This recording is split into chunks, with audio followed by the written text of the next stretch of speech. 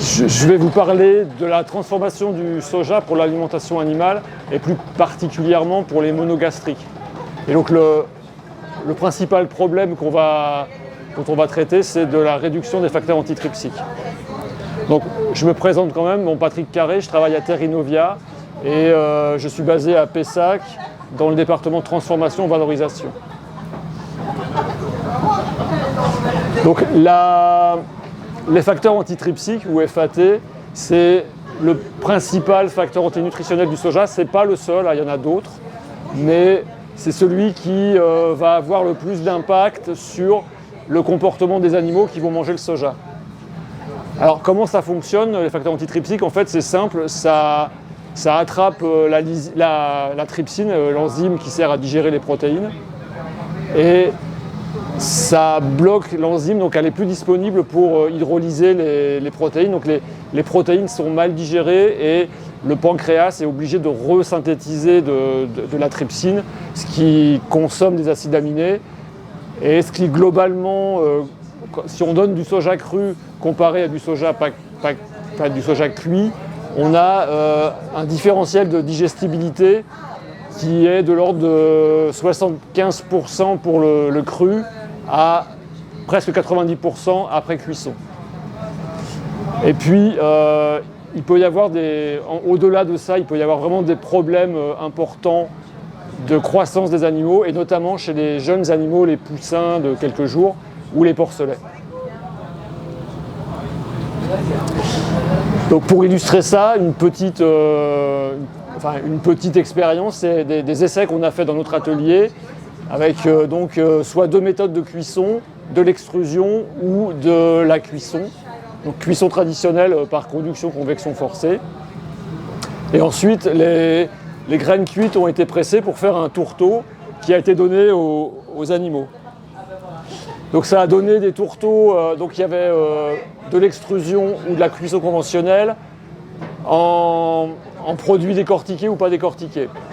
Donc la teneur en matière grasse après pressage, elle est de moins de 5% avec l'extrusion, elle est plus élevée avec la cuisson traditionnelle.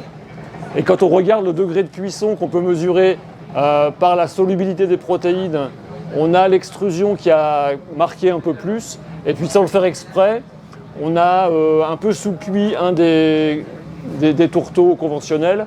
Et donc quand on regarde le niveau d'activité antitrypsique, on a 25 unités pour le soja cru, on est à 2,6 et 3,5 pour le cuit, et par contre pour le conventionnel, on en a un qui est à 7,6, donc qui est pas suffisamment cuit, et ça s'est traduit par des baisses de digestibilité sur le porcelet assez importantes. Donc là, vous avez pour les principaux acides aminés essentiels, la digestibilité selon les différents traitements. Donc les extrusion pression, c'est EP, cuisson pression, c'est ces deux-là. Et donc le B, c'est celui qui n'était pas suffisamment cuit. Et donc ce qu'on voit, c'est que cette couleur-là, on voit que pour la plupart des acides aminés, il y a une baisse importante de la digestibilité, particulièrement sur la lysine, qui est l'acide aminé essentiel important pour les animaux, et on a perdu beaucoup de digestibilité. Et donc en termes de performance, les animaux qui avaient le soja pas assez cuit ont consommé environ 275 grammes de moins d'aliments. Ils ont grossi de moins 180 grammes par jour comparé à ceux qui avaient consommé des sojas bien cuits. Et en termes de conversion, c'est-à-dire de quantité d'aliments pour faire 1 kg de cochon, il a fallu pratiquement 1 kg de plus d'aliments du fait de la mauvaise cuisson. Donc le procédé classique de trituration qui permet d'inactiver les facteurs antitrypsiques, c'est un procédé assez lourd qui est presque... il n'y a plus qu'une seule usine en France qui le pratique aujourd'hui et qui le fait que sur des graines importées du Brésil. Donc c'est un procédé d'extraction par solvant. Les graines sont déjà aplaties et ensuite elles passent dans un système où elles sont lavées avec le solvant. Et ensuite, après après l'extraction, on a un produit qui contient encore du solvant, donc qui va passer de l'extracteur dans un désolvanteur, dans lequel on va retirer le solvant par chauffage. Et donc ça, vous avez un autre modèle, enfin vous avez là 2 modèles d'extracteurs, mais bon, c'est plutôt la désolvantation qui nous intéresse. Et donc le désolvanteur, en gros, ça ressemble à ça. Donc vous avez le produit qui arrive par le haut, il y a des étages de pré-désolvantation où on va chauffer par de la chaleur indirecte la matière, donc qui va permettre d'évaporer le plus gros du solvant. Et ensuite, il y a une étape dite de toastage, où là, on fait du stock, on a des plateaux qui sont recouverts de couches épaisses, de l'ordre de 1 mètre de matière, et dans lesquels on injecte de la vapeur, donc de la vapeur d'eau, hein, pour enlever le solvant résiduel. Et donc ça se fait à des températures qui sont typiquement de l'ordre de 100 à 105 degrés, pour un temps de séjour qui est de l'ordre de 60 minutes. Et donc ça, c'est un traitement qui permet de à la fois retirer le solvant et qui enlève les facteurs antitrypsiques. En France, la plupart des usines qui triturent le soja français pour l'alimentation animale, elles utilisent un procédé sans extraction solvant. Donc on va d'abord casser les graines, ensuite on va aspirer les coques, et puis on va les passer sur un cuiseur qui ressemble au toaster qu'on a vu tout à l'heure. Donc là-dedans, on va cuire les graines, et ensuite on va les mettre dans la presse pour enlever l'huile. Et donc c'est un traitement qui a 2 objectifs, c'est d'inactiver les facteurs antitrypsiques, mais aussi de préparer la graine pour l'extraction. Et donc pour ça, on a besoin de sécher, on a besoin d'enlever la moitié de l'eau à peu près. Donc il y a un temps de séjour dans ces appareils qui est relativement long et qui, en termes de produits, donne quelque chose qui n'est pas tout à fait équivalent, enfin assez différent même on peut dire, du tourteau extrait au solvant à l'hexane. Donc le tourteau typique industriel, il a 11,5 d'eau, 2% d'huile, on a enlevé quasiment toute l'huile, 46% de protéines, et c'est des protéines qui sont quand même plutôt solubles, elles ont 81% de solubilité, des facteurs antitrypsiques à 5,3 UTI. Notre tourteau extrait mécaniquement, il a 6% d'eau, il est plus sec, il a presque 10% d'huile, donc il est bien moins déshuilé. Et puis en termes de solubilité des protéines, bon, c'est pas une moyenne, hein, c'est des valeurs plutôt d'enquête. Donc on a 63% de solubilité, donc il est moins soluble. Par contre, bon, il a bien inactivé les facteurs antitrypsiques. Mais en gros, il est un peu trop cuit. Alors pourquoi je dis un peu trop cuit ? Parce que quand on regarde la solubilité des protéines versus la croissance des poussins ici ou des porcelets ici, on voit que plus la solubilité des protéines descend, plus il y a un risque pour la croissance des animaux. Donc jusqu'à 70-65% de solubilité chez les volailles, c'est pas trop un problème. Par contre, chez les porcelets, dès qu'on descend en dessous de 75, en gros, on voit qu'il y a une baisse de digestibilité. Donc c'est important de préserver la qualité des protéines parce qu'en gros, ce que ça veut dire, c'est que quand le produit est trop cuit, bah, il faut en donner plus et il y a du gaspillage. Donc, à côté de ces systèmes qu'on va retrouver dans des usines comme Sojalim, à Vic en Bigorre, où il y a Vivadour là, qui est en train d'en monter une. Dans la région, il y a...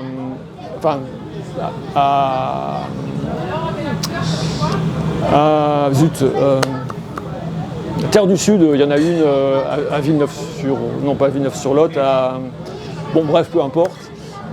À côté de ça, il y a des systèmes de traitement qui se déplacent de ferme en ferme, ce qu'on appelle des toasters mobiles. Et donc le plus répandu à ma connaissance, c'est celui-ci, c'est le système Mecmar, qui est un système dans lequel on va traiter la graine avec de l'air très chaud, on envoie de l'air à 260 degrés.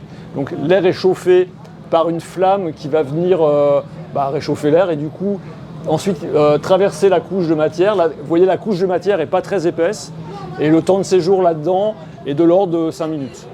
Donc on va faire passer la graine dans ce flux d'air très chaud et elle va sortir à peu près à 120 degrés. Donc ça, c'est un traitement qui, en termes d'efficacité, laisse quand même à désirer parce qu'on a des gaspillages d'énergie assez importants, même s'il y a une récupération de chaleur à la sortie. C'est quand même une consommation de carburant qui est assez importante. Et puis, si on utilise du fuel comme source d'énergie, si le brûleur n'est pas bien réglé, il y a un risque sanitaire, sachant que le fuel, quand il n'est pas complètement brûlé, il produit ce qu'on appelle des hydrocarbures aromatiques polycycliques, des HAP. Et ces HAP, ils vont se fixer sur le grain et ils ont une grande affinité pour l'huile. Donc ils vont aller dans les lipides et on risque de les retrouver après dans les produits animaux. Sinon, c'est pas forcément. Enfin, si c'est bien conduit, ça fonctionne quand même. Hein. Mais il y a des risques à maîtriser avec cet appareil. Donc, il existe en 3 versions, plus ou moins puissants. Et il y en a, je sais pas, je dirais une dizaine environ qui tournent en France. Quand on regarde les résultats publiés dans la presse agricole des tests qui ont été faits avec cet engin, il y a quand même des résultats assez mitigés. Et ça a surtout été fait avec des vaches laitières. Et il semblerait que on n'ait pas une bonne maîtrise, on ne connaît pas très bien la qualité du tostage. Sachant que sur les vaches, ce qu'on veut faire, c'est protéger les protéines des dégradations dans le rumen. Donc c'est un peu différent des facteurs antitrypsiques, mais là, il faut un certain traitement thermique qui permet de moins gaspiller les protéines chez la vache. Donc ce que ça donne, par exemple, dans le dernier article publié dans Cultivar Lait, on voit qu'il y a plus de lait qui est produit, mais au final, il y a la même production parce qu'il y a la même quantité de matière grasse, la même quantité de protéines. Le lait est un peu dilué. Donc, ce qui fait que le traitement n'est pas forcément bien maîtrisé, c'est surtout qu'on ne sait pas très bien la qualité du produit qui sort. Et le point de vue que je défends, c'est qu'il y a un risque d'hétérogénéité assez importante du produit. En effet, quand on fait des simulations de transfert de chaleur dans le système tel qu'il est, c'est-à-dire vous envoyez de l'air chaud par le fond et il traverse le produit, et il avance en même temps. On peut donc utiliser des formules pour calculer la température du produit en fonction de sa place, s'il est au fond ou au-dessus de la couche. Et en se calant sur la température de sortie de 120 degrés, on voit que théoriquement, le produit du fond, il va sortir à plus de 140 degrés, alors que le produit qui est plutôt dans les couches supérieures, il sort à moins de 100 degrés. Et donc ça, on peut le vérifier expérimentalement. Donc là, dans ma valise, j'ai de quoi faire une petite démonstration. Et c'est encore pire que ça, en fait. Donc sinon, il y a d'autres procédés. Il y a un procédé qui s'appelle le Dan Toaster. Donc c'est un procédé danois. On a aussi une flamme, mais là, la flamme envoie pas directement, enfin, elle traverse pas directement le produit. Et l'objectif, c'est plutôt de transformer la chaleur en rayonnement infrarouge. Et la graine est dans un tambour qui la brasse, donc il y a moins cet effet d'hétérogénéité.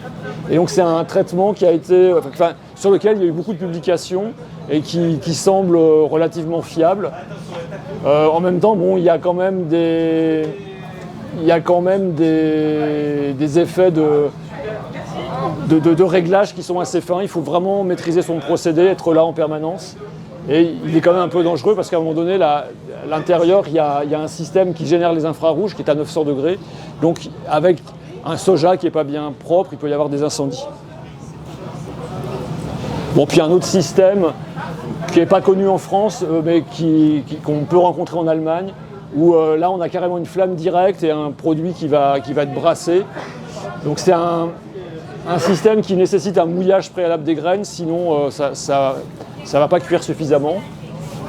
La température indicative, c'est 230 degrés dans le four et ça sort à 110-115 degrés. Mais par contre, l'intérêt, c'est qu'il n'est pas très cher.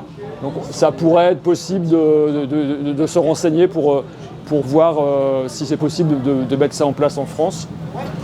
Par contre, je n'ai pas d'indication sur les rendements énergétiques. Et puis un autre procédé qui est également possible à la ferme, c'est des petits extrudeurs. Donc là, on consomme, il n'y a pas de flamme, il n'y a pas de combustible, on n'utilise que de l'électricité. La partie qui est au-dessus, là, on n'est pas obligé de la voir, hein, c'est pour mettre de la vapeur au contact du produit. Et le principe, c'est de forcer la graine à passer dans une petite filière. Donc il y a une vis avec des restrictions qui mécaniquement va générer de la chaleur par friction. Et l'intérêt de ce système de transformation de l'énergie, c'est qu'il y a un bon transfert. C'est-à-dire que pour 1 kWh d'électricité consommée, on a quasiment 1 kWh de chaleur dans le produit, ce qui n'est pas forcément le cas avec les systèmes à combustible. Donc si l'électricité coûte un peu plus cher, et actuellement, vu le prix du gaz, je ne suis même pas sûr, d'un point de vue environnemental et thermique, c'est un procédé qui est assez intéressant. Bon, le problème, c'est qu'il y a aussi des coûts de maintenance assez importants, puisqu'il y a du frottement, il y a de l'usure. Et donc, en termes de coûts, il y a quand même certainement une petite marche au-dessus. Mais l'extrusion, au-delà du traitement thermique, elle a aussi un effet de travail mécanique du produit qui va cisailler les cellules et qui va améliorer la digestibilité. Donc, pour conclure, donc le toastage, en tout cas l'inactivation des facteurs antitrypsiques par facteur de traitement thermique, c'est quelque chose qui est assez délicat, ça ne s'improvise pas. Il faut aller assez loin en cuisson pour inactiver les facteurs antitrypsiques. Si on ne cuit pas assez, il y a encore cette activité qui risque de dégrader la digestibilité. Par contre, si on va trop loin, on va perdre des acides aminés essentiels, ils vont être moins digestibles et il y a encore du gaspillage. Donc là, ça ne s'improvise pas, il faut savoir exactement où on met le curseur. À l'échelle fermière, il n'y a toujours pas de procédé idéal qui soit disponible, hein. Il y a quelque chose encore à inventer. Moi, je privilégierais plutôt un traitement dans lequel on est dans des conditions un peu humides parce que ça permet de mieux gérer l'inactivation des facteurs antitrypsiques sans avoir d'effet négatif sur la solubilité des protéines.